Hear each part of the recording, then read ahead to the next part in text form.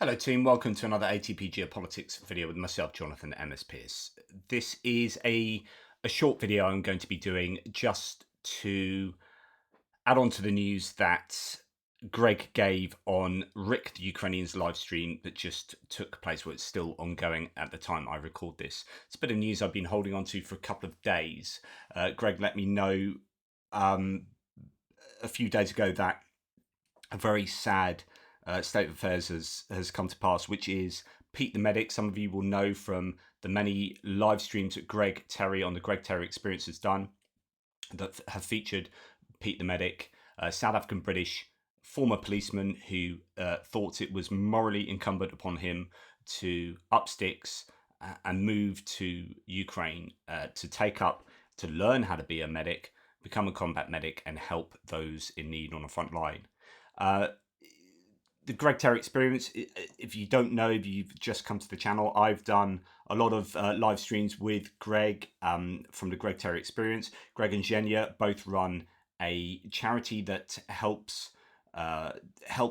give aid to where it's needed on the front lines. And in fact, when I went to Ukraine in February with Greg and Zhenya, they were driving me around the front lines with Pierre in the back and myself in the back of the battle bus.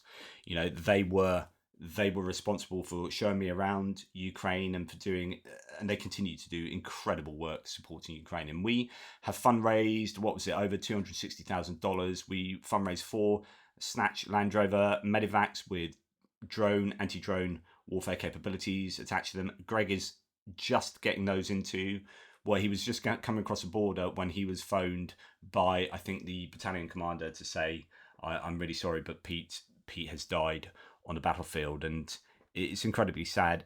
Greg has been in contact with family members and has been coordinating things, and is taken out. He's even got power of attorney to make sure everything takes place with Pete that should do. You know, retrieval of the body, identification of the body, etc., etc. Sadly, as you can imagine, with non-Ukrainian passport holders, if you die in Ukraine in the war, you are not going to receive compensation from the government, and so Pete's family will not receive what a Ukrainian combat medic's family would in the event of the death of a serving member. And so Greg is looking into that. It's incredibly sad. This is the second time I've recorded this video. I didn't do so well recording the first one. But when I was over and I don't want this to be exploitative. I don't want this to be anything other than a sincere and genuine reflection upon the incredible sacrifice of people. Ukrainians sacrifice their lives all the time for their country, and that is insanely courageous. And we look on Ukraine and people who leave the country because they don't want to. They believe in a war, but they don't want to sacrifice their own lives. And it's very easy to cast judgment upon those people without being in that place yourself and saying, would I be prepared to give my life up for this country? And it's easy to say we would do. But who knows, right, until that particular moment comes to bear. But for someone like Pete Mitchell, who was in London doing whatever he was doing at that time, I know he's a former policeman, to up sticks and go to another country because you feel the moral obligation to do so. You feel so strongly that that is what you should do, to fight for that which is good and right in the world, and to fight for freedom and democracy and sovereignty of a foreign nation, as well as representing freedom for us all. That's incredibly brave. It's incredibly courageous, and he has made the ultimate sacrifice.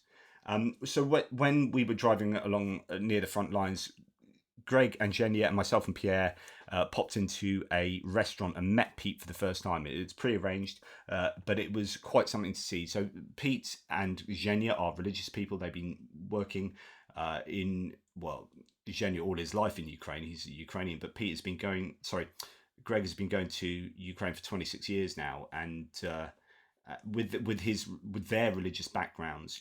Obviously there was this commonality with Pete, who was an incredibly spiritual religious person. As you guys know, I'm an atheist philosopher, so my worldview is entirely different to those. But my goodness, to see those particularly, when Pete and Greg were just sitting in that restaurant, almost heads together, just having this this moment together where they first met, but they'd met online previously, and they were having this very spiritual moment. It was very powerful, obviously, to see. Now, although I may not share the worldview of Greg and Zhenya and Pete, I recognise that the power of their convictions is part of what drives them to do what they do. And of course, it's not the same for everyone. There are plenty of religious people around the world who would feel completely different about Ukraine, right? And there's plenty of non-religious people or different religions, people of different religions who feel strongly for Ukraine and not. And the world is just a mix of all sorts, right? But when we can find commonality, so find that which binds us rather than that which drives us apart, it can be very strong. So despite our differing worldviews, we are all bound together. And you and I and Greg and Zhenya and Rick the Ukrainian and Pete the medic, we're all bound together with our desire to see good prevail, and liberty prevail, and democracy prevail. It is why we're here, and why we care. And Pete paid the ultimate sacrifice for that care, for that desire to see right prevail. Now, though, for those people who believe in an ultimate creator and an afterlife and a soul or some kind of existence after death, they will have their sense of what will take place. But for me, our lives, we get one shot at this, and that makes it even more powerful for me to see someone go and sacrifice their life for these ideals. So for me, though there is no afterlife, life after death exists in the memories that we have of those people. I can think of those times I've sat on Twitter and seen videos of Pete remonstrating. Like, for a religious man, that man could swear, and he could swear on point. He was a good swearer, and I'd see them go viral on Twitter and go, "That's Pete the medic." I've broken bread with him, so to speak. But and just, he was very forthright in his opinions. What you saw was what you got with Pete, and it was wonderful. And he was raw, and he experienced that war, and he shared that war with us. So he will live on in our memories of him. And also his legacy will be insanely important. Goodness knows the number of people that he has saved, lives he has saved, people who would not exist if it were not for him. Pete's legacy will be in those people who are alive because of Pete the medic, and their children, and their children's children. That is the part that Pete has played in this here world. And his communication on the live streams and across the socials and to friends and family, and constantly advocating for that which is good and that which is right, for Ukraine to prevail.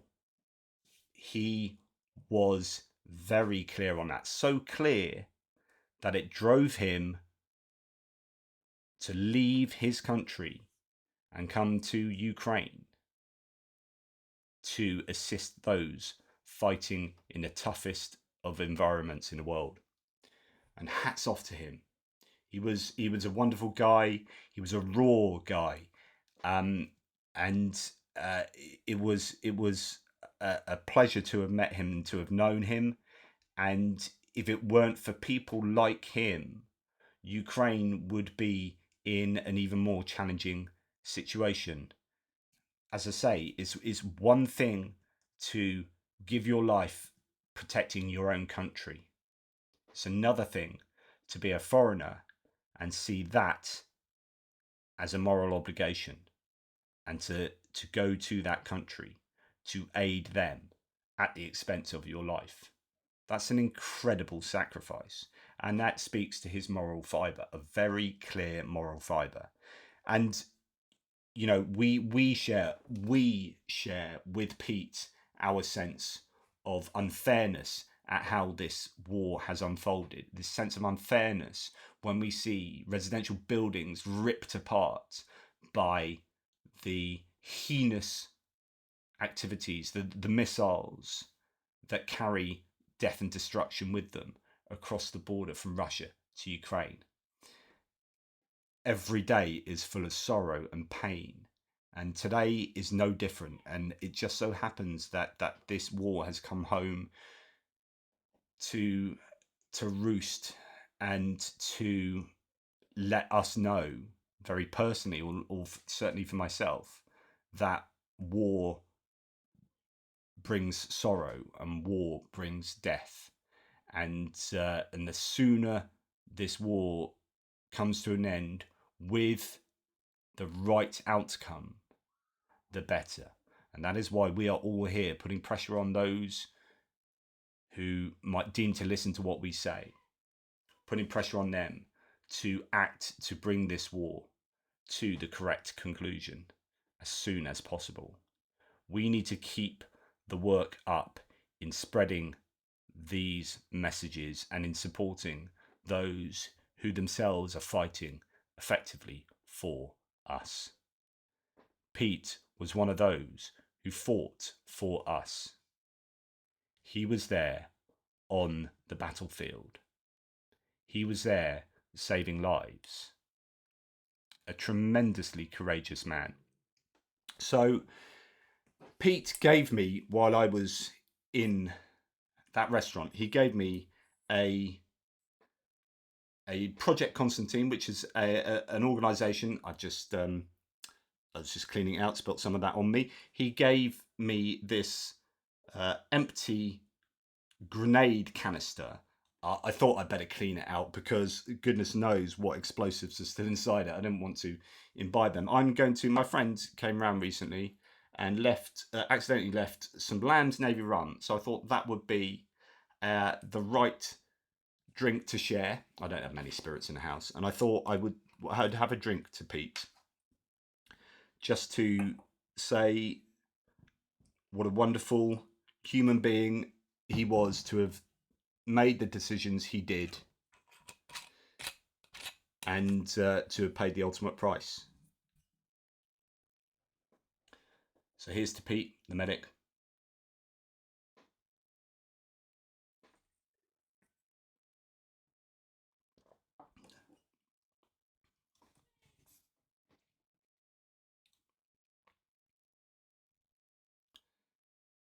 I got through this one.